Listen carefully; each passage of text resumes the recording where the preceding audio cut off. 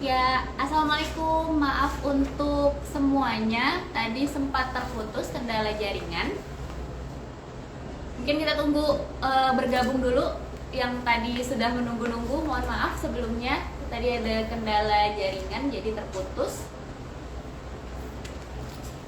Oke, kita tunggu bergabung sebentar. Apa langsung dihubungkan saja ke Ustadz Syam? Oke, coba dihubungkan.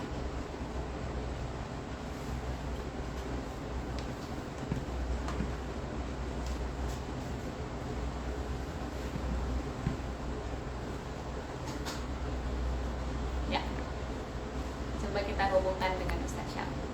Oke. Jaringan.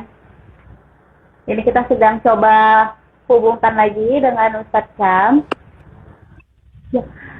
Baik, Assalamualaikum Ustadz. Selamat sore.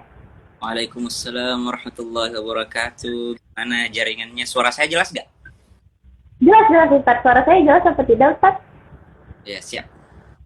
Ya, terima kasih ya Ustadz sebelumnya sudah bergabung dan mau sharing dengan kita semua di sini.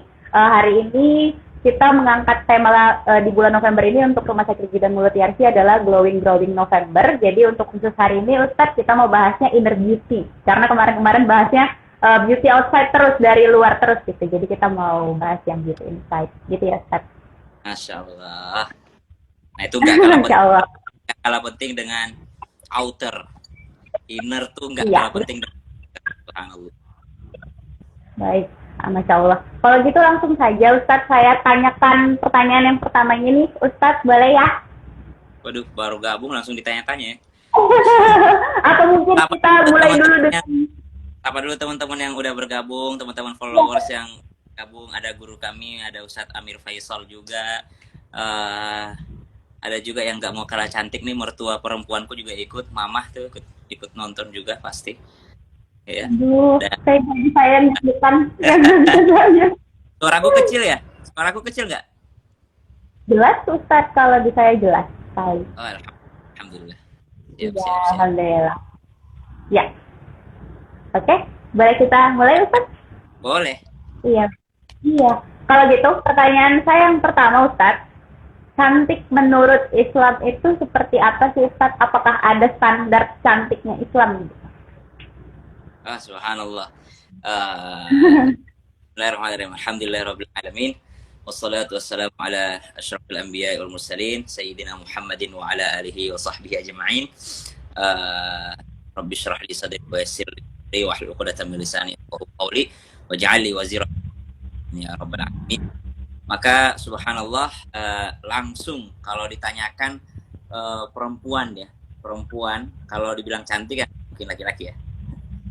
Langsung perempuan ya, wanita cantik subhanallah. Maka kata baginda Nabi SAW dalam riwayat, ad-dunya kulluha mata', semuanya di dunia ini adalah kesenangan, yakni perhiasan. Ya, wa khairu mata'iha wa khairu mata'id dunya al-mar'atus salihah. Dan sebaik-baik perhiasan dunia adalah wanita salihah. Jadi kalau ditanyakan cantik menurut Islam, wanita dalam Islam itu harus diketahui bahwa sesungguhnya wanita itu benar adalah sebuah perhiasan di dunia. Yakni sesuatu tanpanya tidak akan indah, sesuatu yang tanpa wanita tidak akan indah hidup ini, dunia ini. Dan sebaik-baik perhiasan tersebut, perhiasan dunia adalah wanita yang solehah. Jadi yang disebut itu bukan wanita cantik, tapi wanita yang solehah.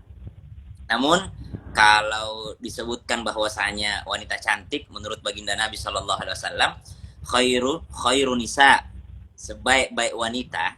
Nah, kan kalau cantik belum tentu sebaik-baik gitu ya. Kalau cantik belum tentu semulia-mulianya. Nah, tapi kalau udah mulia, udah pasti cantik gitu kan. Maka yang kita kejar adalah kemuliaannya. Khairun nisa, sebaik-baiknya perempuan, yakni daripada mereka yang ketika dipandang itu subhanallah menenteramkan hati. Membuat hati menjadi tenang. Kira-kira kalau fisiknya doang yang cakep ya, fisiknya doang yang cantik, kira-kira menenteramkan hati nggak? Belum tentu. Paling yang ditentramkan itu mata, ya kan? Wah, adem banget liatnya, ya kan? Adem banget mandangnya gitu.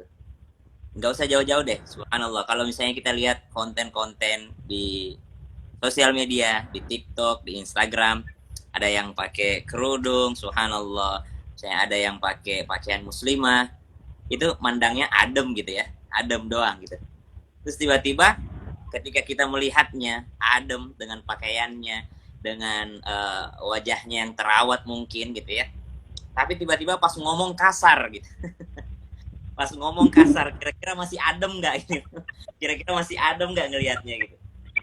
Kira-kira Iya, benar. pas dia ngomong dengan wajahnya yang cantik, wajahnya yang glowing lah ya, wajahnya yang glowing dengan matanya yang indah, bibirnya yang indah, dengan bentuk wajahnya yang indah. Tapi pas ngomong tuh kebun binatang semua yang keluar, kebun binatang semua yang keluar. Subhanallah, itu kan tidak menyenangkan hati, tidak menenteramkan ketika engkau melihatnya. Maka kata baginda Nabi SAW, wanita yang baik itu adalah dia yang menenteramkan ketika engkau melihatnya. Kemudian watuti'uka, dan juga dia yang taat. Dia yang taat ketika engkau memintanya. Nah, taat kepada siapa ini? Taat kepada suaminya. Taat kepada suaminya. Maka secantik-cantiknya Anda, kalau belum punya suami, belum cantik itu. Oke. Langsung kayak tertohok gitu. Glowingnya kalau belum ada yang ditaati, subhanallah, belum ada yang ditaati suaminya, itu belum masuk kategori ini, belum bisa masuk. Karena ciri yang kedua adalah apabila engkau memerintahkannya, apabila engkau mempunyai permintaan, mereka taat, ya, subhanallah. Kemudian mereka adalah yang menjaga daripada amanah. Makanya ibunda Rasulullah itu namanya Aminah. Aminah aman, berkata aman tuh, aman, amanah. Amanah tuh membuat kita merasa aman terus gitu loh. Ya, kita nggak usah ngecek handphonenya, kita nggak usah ribet untuk ngecek siapa temennya, kita nggak usah ribet dengan siapa dia bergaul, kita nggak usah ribet-ribet siapa yang dia follow, karena kita udah merasa aman dengannya. Kita udah tahu, subhanallah. Maka sebaik-baiknya wanita adalah kalau dari fisiknya, ketika engkau memandangnya ada perasaan tenang. Nah, teman-teman sekalian, apa pentingnya inner beauty? Karena kalau outer itu, subhanallah, relatif ya, cantik itu relatif kan. Coba kita lihat berita-berita standarisasi kecantikan di Afrika apa, beda pasti dengan standarisasi kecantikan yang ada di Indonesia. Standarisasi kecantikan orang bule ya beda dengan standarisasi kecantikan kita. Kalau di Indonesia kan harus putih, kecantikan itu putih, diukur dengan putihnya orang. Padahal nggak semua kecantikan itu bisa diukur dengan putihnya orang, subhanallah. Maka relatif banget. Maka nggak usah kita ngerubah sesuatu apa yang telah diberikan Allah, karena salah satu godaan syaitan kepada manusia itu adalah fala yughayyirunna khalqallah.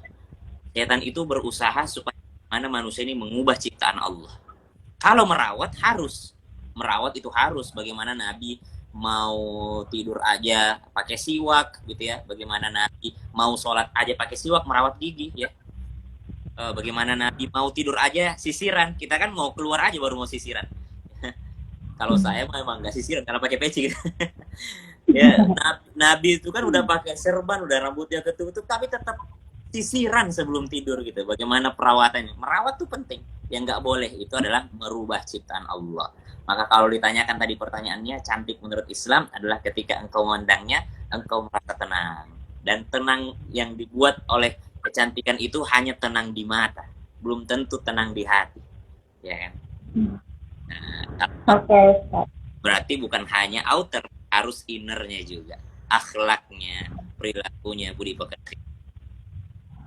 Oke, tadi kan Ustadz ada bilang nih merawat diri itu penting gitu ya, merawat itu penting. Nah, kalau kita kan tahu nih ada skincare, merawat kulit, merawat yang ada di luar gitu. Nah, kalau untuk hair care mungkin ya, apa ya Ustadz bilangnya? Untuk Apa tuh? merawat hati gitu, hair care apa ya bilangnya? Jadi kan ada skincare, ada yang lain-lain gitu ya untuk merawat diri dari luar. Nah, kalau untuk merawat hati biar inner beauty-nya terpancar gitu, gimana Ustaz? الذين آمنوا وتطمئن قلوبهم بذكر الله ألا بذكر الله تطمئن القلوب. Jadi hanya dengan mengingat Allah hati itu menjadi tenang, menjadi nggak rusak, nggak kemana-mana, nggak, dengan mengingat Allah. Yang pertama mengingat Allah. Hati itu banyak sekali disinggung, termasuk dalam satu riwayat yang mungkin ini udah cukup banget supaya kita benar-benar merawat di dalam ini, ya, heart, our soul, kan, our nafs gitu. Itu benar-benar kita care. Karena kata Nabi SAW, dalam diri manusia ada segumpal daging, ya. Jika bagus itu, ya, saluhal jasadu kullu. Kalau itu udah bagus, bagus seluruhnya. Tapi kalau itu jelek, itu rusak, maka rusak seluruhnya. Ala wahiyal qalb. Itu adalah hati. Jadi kalau hati udah bagus, akan memperbaiki semuanya. Tapi kalau hati yang tidak baik, maka itu akan merusak semuanya. Maka dari satu riwayat ini saja kita udah langsung kayak mikir bahwa yang paling penting dirawat adalah hati kita. Maka subhanallah, dalam Al-Quran banyak sekali disinggung tentang khatamallahu ala qulubihim, sudah tertutup hatinya, ya, kemudian summa qasat qulubukum, mengeras hatinya, ya. Nah, sekarang kita cari solusinya. Gimana caranya supaya hati itu tidak mati, supaya hati itu tidak rusak, supaya hati itu tidak mengeras.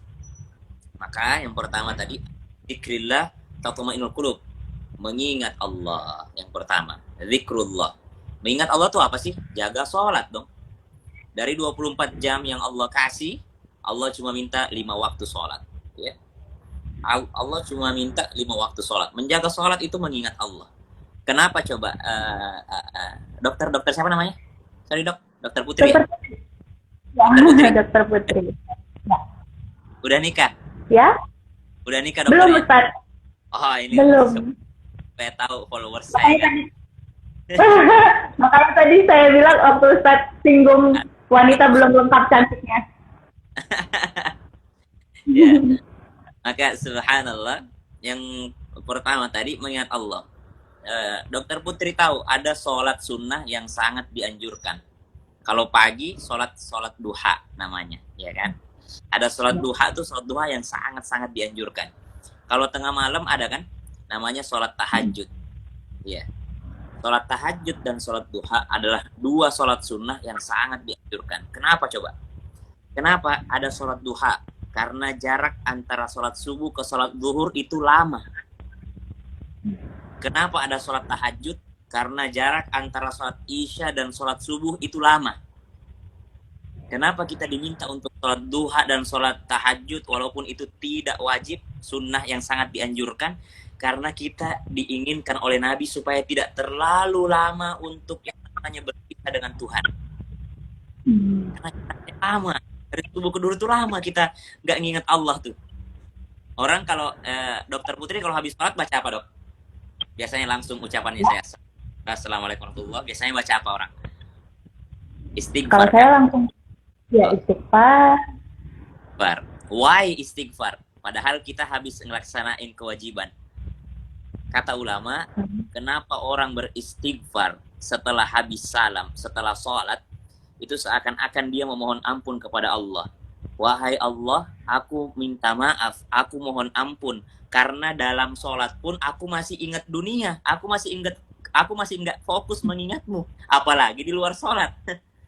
Itulah kenapa orang habis salam tuh langsung astagfirullahaladzim. Kenapa ya? Di dalam sholat aja tuh aku nggak inget Tuhan, apalagi di luar sholat.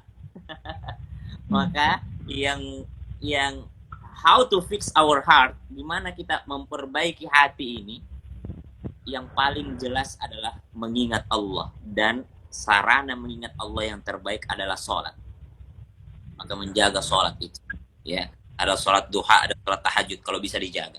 Yang kedua, bagaimana membuat hati ini tetap hidup dan terisi, yakni sering-seringlah menimbah ilmu, menuntut ilmu. Penting sekali menuntut ilmu itu.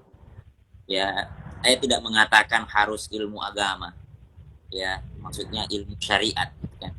Kedokteran, teman yang belajar di kedokteran, niatkan untuk menolong sesama manusia, maka itu adalah ilmu agama.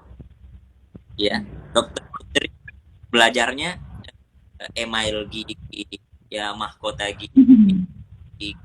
Tapi niatkan dari awal tujuannya untuk menolong sesama manusia, maka itu adalah bernilai ibadah. Tujuannya ibadah, niatnya karena ibadah, subhanallah, maka bernilai ibadah. Menuntut ilmu, ya, hati itu bagaikan tanah dan ilmu itu bagaikan air. Semakin sering disiram dengan air, maka hati itu akan subur, subhanallah. Jadi nantiasa menuntut ilmu itu akan memperbaiki inner beauty kita. Nah, yang ketiga, kata Nabi SAW, almar'u ala dini khalili. Seseorang itu dinilai dari temannya. Jadi kalau mau memperbaiki, mustahil kalau tidak memperbaiki lingkup. Ada orang yang Ustaz, saya mah enggak lah, saya ngikut doang, saya nggak pernah mabuk kok. Teman saya doang tuh, saya nggak pernah ini kok. Bohong. Kalau lingkungan itu sangat mempengaruhi manusia. Ya, kalau dokter Putri nanti kalau pasangan, kalau ada yang ada di dokter Putri, salah satu yang saya sarankan, lihat followingnya cowok itu. Siapa yang dia follow? Lihat grup WA-nya, lihat grup WA-nya, di grup mana dia bergabung. Pas lihat WA-nya, wah, dia gabung DKM masjid, takmir masjid, wah, orang masjid berarti cowoknya. Lihat followingnya, dia followingnya ini, lihat followingnya, grupnya segala macam, itu dia. Maka orang dari teman. Ya Ustadz, aduh, emang itu penting sih Ustadz, harus lihat followingnya pokoknya. Kalau saya sih sudah menerapkan itu. Nah, Ustadz, cewek-cewek kan suka insecure nih. Mungkin kalau bicara beauty insight atau inner beauty ini mungkin nggak harus melulu cewek ya Ustadz, cowok juga kan ya. Nah, orang-orang kan suka insecure, nggak percaya diri gitu sama penampilan luarnya gitu. Padahal sebenarnya perlu nggak sih Ustadz insecure itu? Mungkin gimana caranya menumbuhkan rasa percaya diri, tapi yang percaya diri yang baik gitu, yang sesuai dengan Islam. Terus ya penting nggak sih misalnya percaya diri itu sendiri menurut Ustadz? Nabi Musa itu udahlah nabi, udahlah rasul, udahlah dikasih kelebihan kalimur rahman, bisa ngobrol sama Allah, pengen deket banget sama Tuhan, diminta dakwahi Fir'aun. Ya, Nabi Musa tetap insecure, padahal waktu itu Nabi Musa udah dikasih tongkat penuh mukjizat oleh Allah. Nih, senjata untuk ngadepin Fir'aun. Nabi Musa insecure nggak? Insecure. Mana buktinya? Setelah dikasih mukjizat, beberapa mukjizat dikasih sama Allah, senjata dikasih sama Allah, Nabi Musa tetap minta sama Allah, Rabbi syrah li sadri wa yassir li amri. Tuhan, lapangkan dadaku, mudahkan urusanku, wahlul 'uqdatam min lisani yafqahu qawli. Aku takut ketemu dia itu aku nggak bisa ngomong gitu ya. Insecure, Nabi Musa itu insecure. Maka minta sama Allah. Apa maknanya? Maknanya adalah sangat manusiawi ketika seorang manusia tidak pede, tidak percaya diri. Itu manusiawi banget, fitrah banget ya. Gak ada manusia lahir langsung percaya diri, gak ada. Ya, rasa bahwa tidak mampu, ya, ada rasa tidak. Yang pertama yang harus kita tanam adalah bagaimana hubungan kita, bagaimana kedekatan kita dengan Tuhan. Ya. Untuk menumbuhkan percaya diri itu, saya ini diciptakan sama dengan orang lain, ya.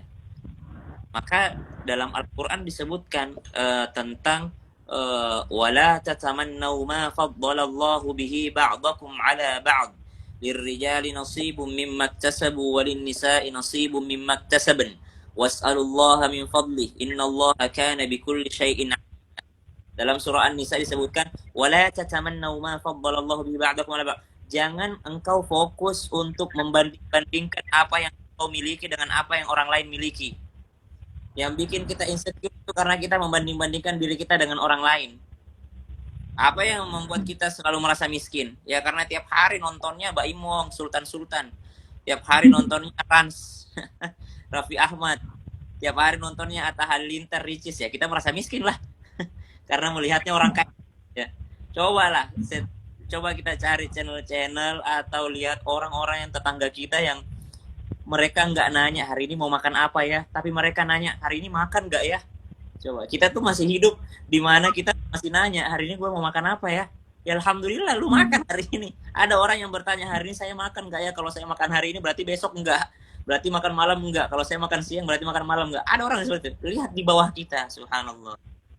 Maka lihat yang di bawah kita. Wala tatamannau ma faddalallahu bihi ba'dakum 'ala ba'd. Kata Allah, jangan kau banding-bandingkan, jangan engkau merasa iri dengan apa yang telah Allah berikan kepada orang lain di antara kalian, karena lirrijali nasibum mimma iktasabu walin nisa'i nasibum mimma iktasaban.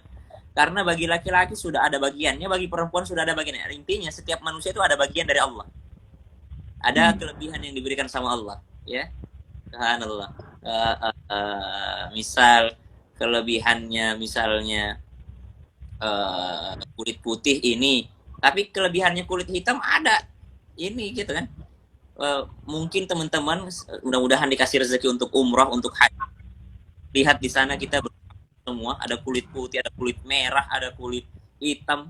Di Mekah itu semuanya sama rata, pakai baju ihram semua. Kalau kita sholat, kita orang Asia ini pasti cari dalam masjid karena nggak kuat. Tapi coba lihat orang-orang kulit hitam itu di aspal saja mereka berdiri tanpa alas kaki. Mereka bisa sujud di situ dengan kulitnya. Subhanallah. Mereka bisa jumatan di tengah siang bolong karena Allah sudah desain itu untuk daerahnya, iklimnya seperti ini. Allah desain kulitnya seperti ini. Ya, subhanallah. Maka memang nggak bisa orang Indonesia dipaksakan seputih orang Korea gitu, beda. Nggak bisa dipaksakan orang Indonesia dengan bentuk wajah yang seperti ini merubah pasnya segitu. Udah pasnya segitu, ya kan? Nah, iya. Apa efek negatifnya ketika orang terlalu sibuk membandingkan diri dengan orang lain? Kata sambungan ayatnya, was'alullaha min fadli. Fokuslah untuk meminta karunia Allah. Fokuslah untuk meminta karunia Allah. Subhanallah, ini indah sekali nih. Sebelumnya Allah katakan jangan kau banding-bandingkan karena semuanya sudah punya bagiannya. Ya. Yang kedua Allah mengatakan fokuslah untuk minta karunia Allah. Orang yang terlalu sibuk membanding-bandingkan dirinya dengan kelebihan orang lain, maka akan lupa untuk minta sama Allah. Orang mikir prestasi orang lain, dia lupa minta sama Tuhan untuk diberikan prestasi karena udah sibuk dia, sibuk dengan iri dengkinya. Dia tidak akan fokus untuk meminta itu sama. Kata Allah, udah kalau kau pengen yang itu ya udah minta sama Tuhan, bukan membandingkan dirimu dengan dia. Minta karena Tuhan yang ngasih itu ke dia. Kok bisa ya saya lihat Syam, kok bisa ya Syam ngomong lancar segala macam gitu ya, bisa baca Quran. Jangan fokus dengan kelebihannya, tapi fokuslah yang ngasih Syam tuh Allah. Berarti kalau Allah bisa ngasih ke Syam, saya juga bisa dikasih sama Allah. Gitu. Ibu ngurusin, dokter Putri, ibu muda udah jadi dokter gigi. Jangan sibuk dengan itunya, tapi kalau Allah bisa ngasih kepada dokter Putri, berarti Allah juga bisa ngasih ke saya. Was'alullaha min fadli innallaha kana bikulli syai'in alim. Mengatasi dengan jangan membanding-bandingkan diri dan juga fokus untuk minta sama Tuhan. Ya.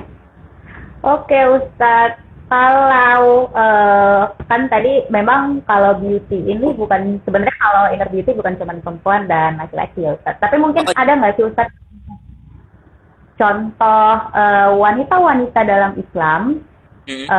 Karena kayaknya nih kebanyakan dari tadi perempuan ribet gitu ya. Jadi perempuan, contoh wanita-wanita dalam Islam yang mungkin bisa menjadi inspirasi kita semua karena mungkin inner beauty-nya sangat terpancar, atau mungkin fisiknya memang juga cantik tapi hatinya juga terlihat lah gitu Ustadz, inner beauty-nya itu benar-benar terpancar. Mungkin ada nggak Ustadz cerita-cerita mungkin wanita-wanita di zaman Rasulullah atau mungkin yang saat ini kali gitu yang bisa jadi inspirasi untuk kita. Oh iya, kalau di kata Dokter Putri dari tadi ceritanya wanitanya wanita yang ini ya ribet ya, karena emang wanita itu rumit. Iya. Mau makan cilok aja susah banget ngomong cilok, bilangnya terserah. Lalu maunya cilok. Uh, kalau disebutkan wanita inspiratif banyak sebenarnya. Tergantung bagaimana kita memandangnya. Contoh misalnya Imro'atul Aziz. Siapa itu Imro'atul Aziz? Dalam riwayat disebutkan namanya adalah Zulaikha atau Zalikha. Siapa itu? Wanita yang jatuh hati kepada Nabi Yusuf alaihissalam. Ibu angkat Nabi Yusuf alaihissalam. Imro'atul Aziz. Kalau bahasa Al-Quran. Istrinya Al-Aziz. Itu kan ngejar-ngejar Nabi Yusuf. Gitu. Saking terkesimanya dengan Nabi Yusuf. Hingga terjadilah sesuatu yang kurang baik kabarnya. Nah, namanya tetangga. Tetangga itu ya pasti mendengar. Ya kan? Akhirnya digosipin lah si Imro'atul Aziz ini kan. Digosipin sama orang-orang. Oh, masa ada orang ibu angkat dia mau begini sama anaknya. Dia ini subhanallah. Dia dikatakan bahwasanya dia menggoda anak angkatnya sendiri. Dasar ibu yang tidak tahu malu. Dikatain gitu sama masyarakat. Diomongin, digosip, ya kan? Apa yang dilakukan Imro'atul Aziz? Apa yang dilakukan Zulaikha ini? Lihat. Kalau digosipin, coba contohin. Zulaikha, karena diomongin buruk, omongin jelek, Zulaikha dengan inner beauty-nya, bukan hanya kecantikan fisiknya. Nah, Zulaikha tuh cantik banget. Imro'atul Aziz tuh. Itu cantik banget. Udahlah istri perdana, istri menteri. Udahlah orang kaya, punya istana sendiri. Dengan kecantikan yang luar biasa. Ya, cuma namanya Nabi Yusuf ini kita ketemu belum tentu gitu ya, belum tentu tahan gitu. Dalam riwayat disebutkan orang kalau ketemu Yusuf, ada riwayat menyebut perempuan yang ketemu dengan Nabi Yusuf kalau dia belum haid itu haid pada saat itu. Kalau bocah ketemu Nabi Yusuf langsung balik saking gantengnya, saking menariknya Nabi Yusuf alaihissalam itu. Maka apa yang dilakukan oleh Imro'atul Aziz? Justru ketika diomongin, dia langsung ngundang semua yang ngomongin itu, dikasih apel, terus dikasih pisau. Coba, ya kan? Ngasih lihat bahwa inilah yang aku tergoda dengannya. Nah, kalau diomongin orang, ya undang orang makan. Ngomongin orang yang dia makan, tapi nggak usah dikasih cyanida juga. Gitu. Ya. Kemudian, siapa? Bunda Aisyah, seorang wanita. Tapi apa kisah inspiratif daripada Bunda Aisyah? Ya enggak, di Bunda Aisyah itu sangat cantik. Tapi yang lebih terkenal bukan cantiknya, tapi cerdasnya. Coba lihat. Orang kalau cantik dikenang sebentar doang. Sampai umur berapa sih kecantikan luar itu? Apanya yang dikenal Ibunda Aisyah? Kalau bukan Bunda Aisyah, kita nggak kenal banyak hadis. Bunda Aisyah banyak sekali kelakuan Nabi atau kebiasaan Nabi yang diriwayatkan oleh Bunda Aisyah. Aisyah radhiyallahu taala, saking cerdasnya, saking pinternya, subhanallah. Ya, jadi bukan hanya cantik luarnya, memang sangat cantik. Ibunda Khadijah. Bunda Khadijah itu pengusaha kaya raya, cantik parasnya, itu dimuliakan oleh Allah. Tapi yang terkenal bukan itunya, tapi apa? Yang terkenal adalah bagaimana dermawannya kepada baginda Nabi SAW. Bahkan habis hartanya dihabiskan untuk berdakwah di jalan Islam. Jadi yang dikenang dari kita nih teman-teman sekalian, bukan paras kita. Paras kita, ya Allah, gak usah jauh-jauh. Ya, ketemu Chelsea Islan aja udah tenggelam.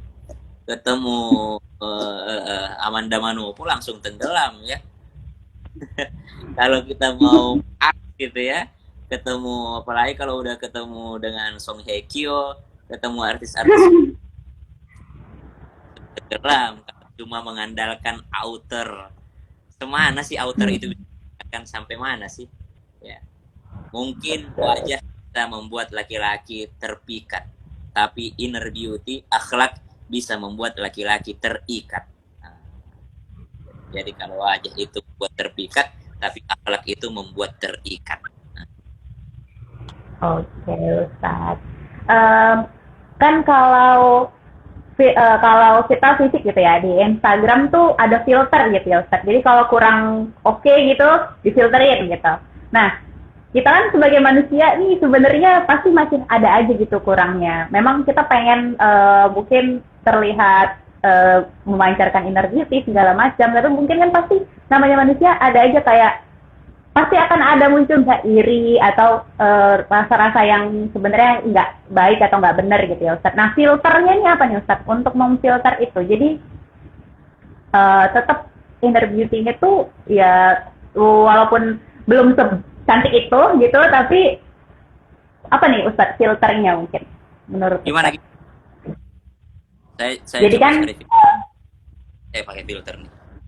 Jadi, oh, Ustadz pakai filter. Saya pakai filter nggak ya ini? Oh, pakai tadi. Gimana? Supaya apa? Kan kalau fisik tuh ada kurangnya Ustadz. Sekarang ada filter di Instagram gitu. Nah kalau hati kita ini kan sebenarnya juga pasti masih ada kurangnya ya. Maksudnya manusia pasti nggak sempurna. Ada aja lah gitu. Misalnya iri atau yang lain lah gitu ya Ustadz. Penyakit hati yang lain gitu misalnya. Yang mungkin ada nggak sih Ustadz filter gitu yang bisa memfilter itu tadi itu Ustadz. Jadi keluarnya tuh tetap ya baik gitu, memancarkan energi walaupun sebenarnya ya pasti masih ada gitu di dalam hati gitu Ustadz misalnya. Insan fi hifdzil lisan. Selamatnya manusia karena menjaga lisannya.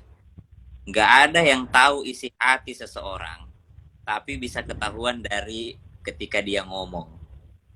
Kenapa lidah ini, kenapa mulut ini, lidah yang dipakai kita ngomong ini, ngobrol ini, dijaga oleh dua pagar. Satu filter bibir yang lunak, satu pagar lunak, satu pagar keras, gigi. Kenapa lidah ini dijaga begitu rapat oleh bibir dan gigi? Karena berbahaya kalau sudah keluar. Subhanallah. Tidak ada yang mengetahui isi hati manusia, tapi yang membuktikannya adalah omongannya. Teko yang berisi teh tidak mungkin ketika keluar berisi sirup atau kopi. Apa yang ada di isi hati, apa yang keluar dari mulut, biarlah yang ada di hati. Maka yang difilter, yang kita filter adalah mulut ini. Ya, mulut ini dijaga, dan ini dijaga. Yang kedua, yang bisa kita filter apa? Kelakuan kita. Makanya wanita itu lebih bagus banyak di rumah. Ya, lebih bagus banyak di rumah. Artinya, jikalau tidak ada keperluan untuk keluar rumah, jikalau tidak ada suatu yang mendesak harus keluar rumah, maka wanita yakni waqarna fi buyutikunna wala tabarrajna tabarrujal jahil. Maka lebih baik wanita berada di dalam rumahnya.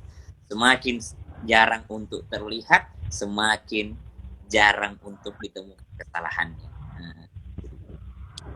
Ya Ustaz. Baik kalau gitu, mungkin kita saatnya jawab pertanyaan dari teman-teman semua yang udah menuliskan pertanyaannya di komentar. Mungkin Ustadz tadi udah ada kebaca kali Ustadz pertanyaan itu, saya juga sambil cek. Kita bisa sama-sama sambil cek. Oh, ini ya. Chatting itu ya yang di komentar itu ya. Ya Ustadz.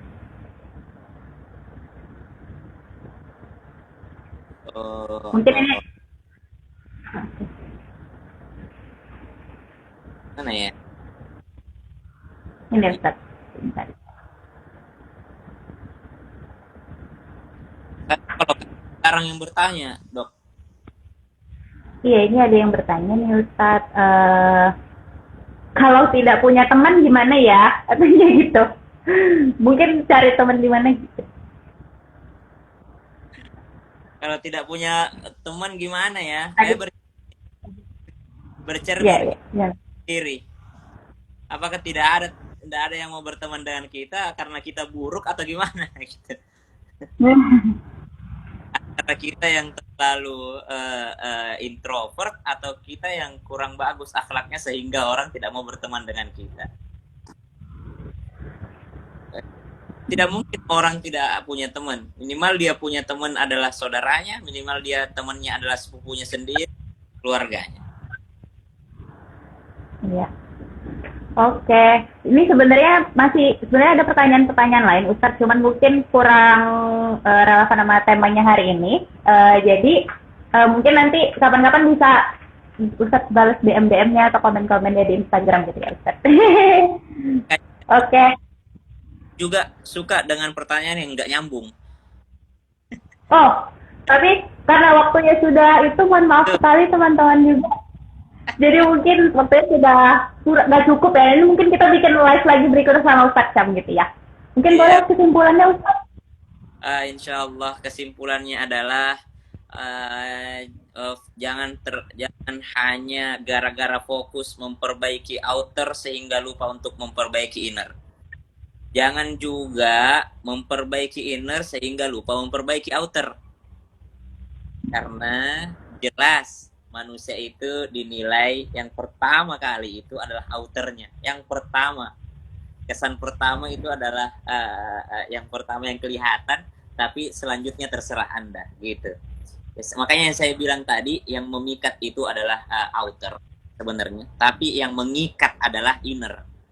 Makanya tetap kita memperbaiki pakaian kita. Bagaimana dalam Islam kita diajar untuk berpakaian yang baik.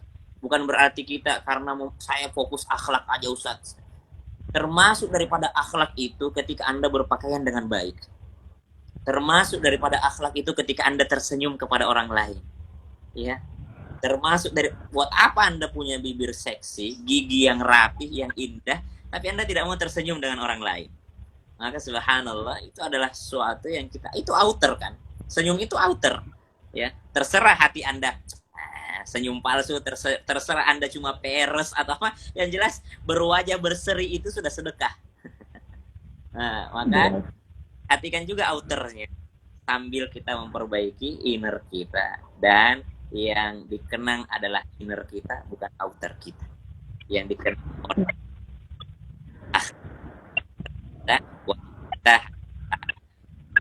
20 tahun paling apalagi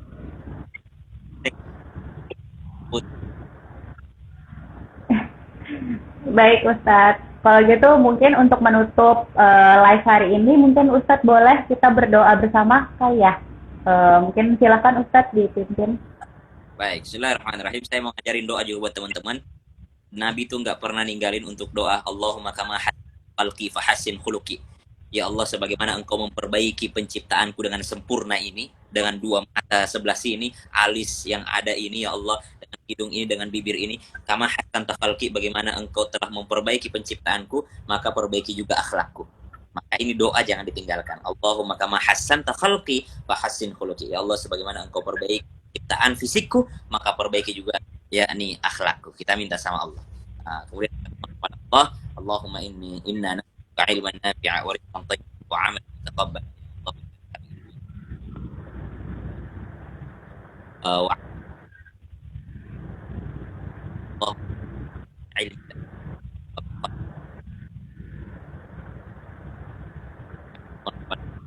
Ilmu nafsu yang tidak pernah terpuaskan, dan daripada hati yang tidak pernah khusyuk, dan daripada doa yang tidak pernah diijabah. Ya Allah ya Rahim yang hadir di sini, semoga kami semua ya Allah menjadi orang berakhlak, bukan tidak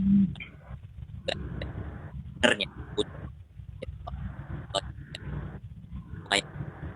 sakit, bukan yang engkau mudahkan, yang belum punya keturunan engkau berikan keturunan, yang belum punya jodoh engkau berikan yang soleh, yang lagi kesulitan rezeki engkau mudahkan rezekinya insyaallah.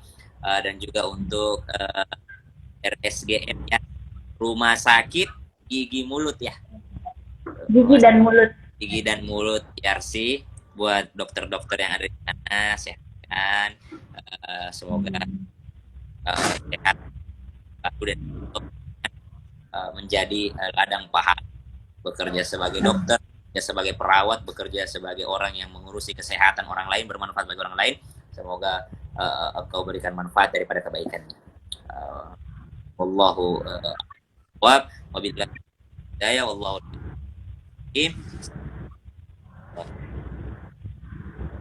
Ya, terima kasih banyak Ustadz. Pokoknya saya merasa bangga sekali bisa menjadi host untuk untuk sharingnya Ustadz untuk dari sore ini. Oke, kalau gitu terima kasih banyak Ustadz untuk sharing-sharingnya. Semoga. Terima kasih banyak. Terima kasih. Iya Ustadz, terima kasih banyak. Untuk teman-teman semua yang sudah nonton juga terima kasih banyak. Semoga sore ini bermanfaat. Kita nambah ilmu, nambah wawasan baru untuk bekal glower from inside gitu ya. Jadi saya mungkin tutup, saya undur diri dulu. Mohon maaf untuk segala kesalahan. Tetap jaga kesehatan dan terapkan protokol kesehatan karena pandeminya masih ada gitu ya. Mungkin saya tutup dengan hamdalah alhamdulillahirabbil alamin. Assalamualaikum warahmatullahi wabarakatuh. Terima kasih Ustaz. Terima kasih dokter. Bye bye. Terima kasih Ustaz.